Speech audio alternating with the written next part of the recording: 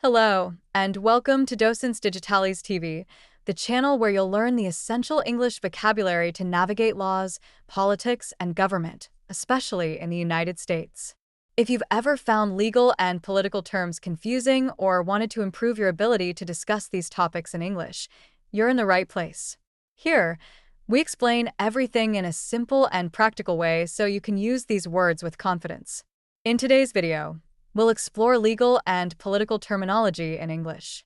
These key terms are commonly used in legal documents, political debates, and news reports. Understanding them will help you follow discussions and express your opinions clearly. Let's get started. First, let's talk about government. A government is the system that creates and enforces laws in a country. In the United States, the government is divided into three branches: the legislative branch, which makes laws; the executive branch, which enforces laws; the judicial branch, which interprets laws. This system ensures that no single branch has too much power. Next, we have Constitution. A constitution is the highest legal document of a country. It defines the government structure and protects citizens' rights. In the U.S., the Bill of Rights is part of the Constitution and guarantees freedoms like speech, religion, and fair trials. Now, let's move on to legislation.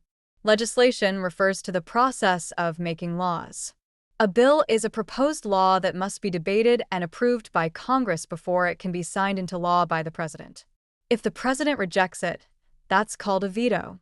Another key term is rule of law. This principle means that everyone, citizens, government officials, and leaders, must follow the law. No one is above the law, and legal decisions must be made fairly. Let's discuss civil rights. Civil rights are the legal protections that ensure equal treatment for all citizens.